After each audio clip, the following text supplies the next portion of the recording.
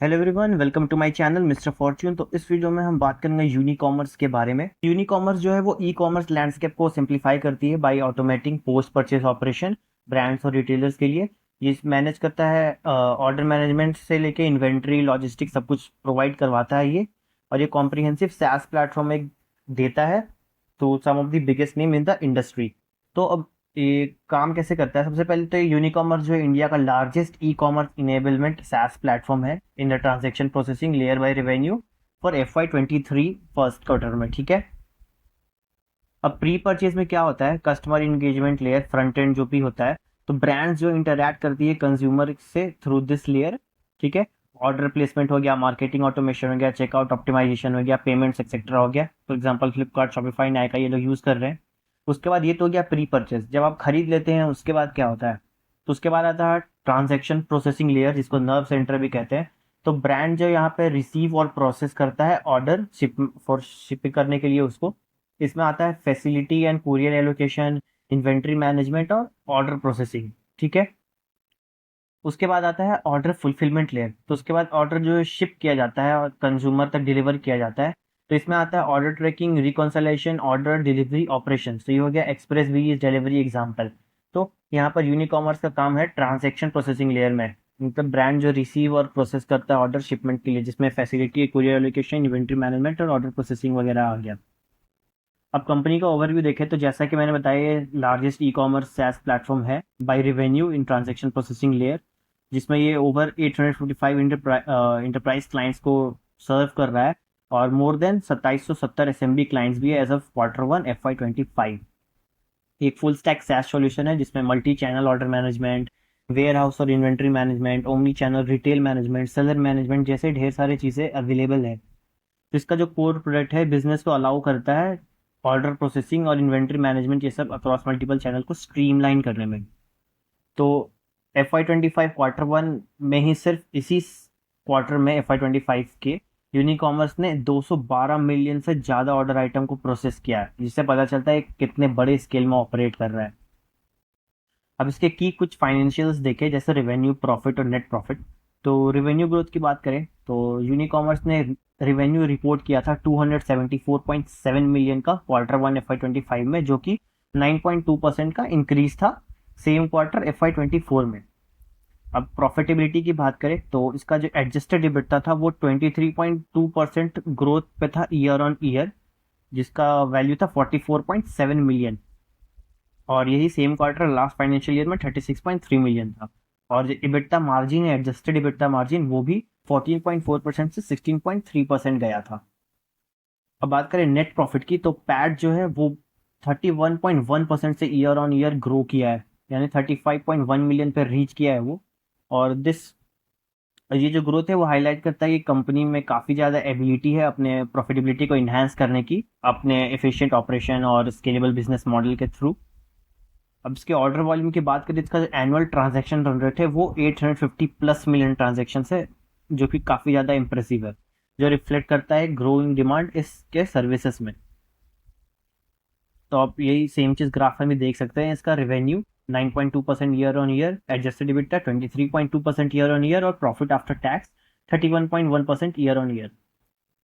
अब client acquisition की बात करें तो Q1 FY25 में यूनिकॉमर्स ने 85 नए इंटरप्राइज क्लाइंट को अक्रॉस वेरियस सेक्टर अपने एक्वायर किया। स्पोर्ट्स एंड फिटनेस में है, फार्मा में है, फुटवेयर में है, beauty and personal care, accessories, luggage and travel.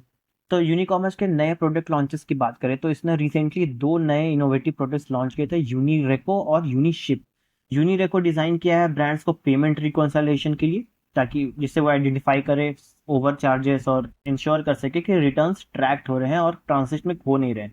और यूनिशिप जो है वो प्रोवाइड करता है enhance shipment tracking and return management directly brand के वेबसाइट्स पे, जिससे पोस्ट परचेस एक्सपीरियंस कस्टमर्स के लिए काफ़ी ज़्यादा सीमलेस और अच्छा रहे। तो यूनिरेको की बात करें तो यूनिरेको पहली बार टारगेट करता है उन ब्रांड्स और रिटेलर को जो across market places prominently sell कर रहे हैं।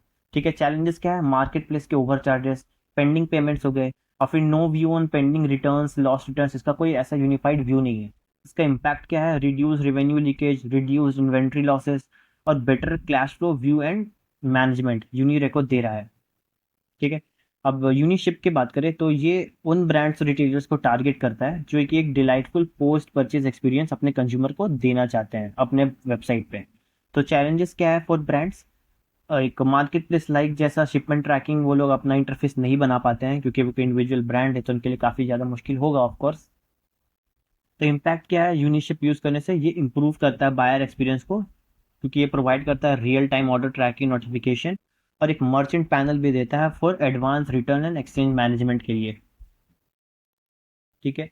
अब इसमें मार्केट अपॉर्चुनिटी और ग्रोथ ड्राइवर्स देखें तो इसका जो मार्केट साइज और ग्रोथ की तरफ देखें तो इसका जो इंडियन ई कॉमर्स मार्केट का जो ग्रोथ है वो एक्सपेक्टेड है 62 बिलियन से 140 बिलियन डॉलर चला जाएगा 2027 में, जो कि 23% का CAGR है। और वॉल्यूम भी ई कॉमर्स शिपमेंट में एक्सपेक्टेड इंक्रीज करेगा। 2023 में 4.3 बिलियन था, तो 2027 तक 12.8 बिलियन तक जाने की उम्मीद है, जो कि 31% CAGR है अगेन। अब इसमें यूनिकॉमर्स की पोजीशन क्या है? तो यूनिकॉमर्स करेंटली 20 से 25% का वो प्रोसेस हैंडल करता है Indian e commerce dropship volume में, जिससे पता चलता है कि काफ़ी ज़्यादा क्रिटिकल रोल प्ले कर रहा है ये कंट्री के ई कॉमर्स सिस्टम में।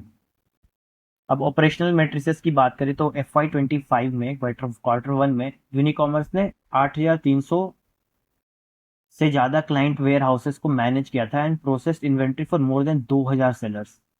तो कंपनी का जो काफ़ी अच्छा प्लेटफॉर्म में इंटीग्रेट करता है 250 से ज़्यादा पार्टनर से, जो भी इंक्लूड करता है लॉजिस्टिक्स, ERPS, POS सिस्टम, जिससे पता चलता है काफ़ी इंटीग्रल पार्ट है ये क्लाइंट के टेक स्टैक का।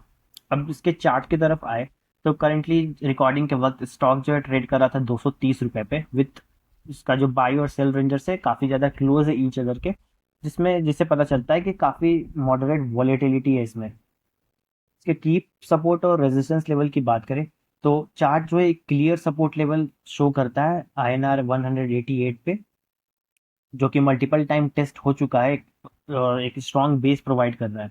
और अगर अपसाइड की बात करें तो रेजिस्टेंस लेवल है इसका 263 का, जो कि सजेस्ट करता है एक कंसोलिडेशन फेज है बिटवीन दीज लेवल्स 188 263। और एक काफ़ी नोटिसेबल इंक्रीज भी था इनके बाइंग वॉल्यूम में 188 के लेवल पे, जिससे पता चलता है कि स्ट्रॉन्ग बाइंग इंटरेस्ट भी है और सपोर्ट भी है इन्वेस्टर से इसमें। और रिसेंटली जो वॉल्यूम स्पाइक हुआ है यूनिकॉमर्स में वो सजेस्ट करता है कि फिर से इंटरेस्ट आ रहा है pushing prices towards the resistance zone के लिए। प्राइस एक्शन की बात करें तो we see that price action is forming a series of higher lows, जिससे पता चलता है कि एक पोटेंशियल बुलिश ट्रेंड डेवलप हो रहा है।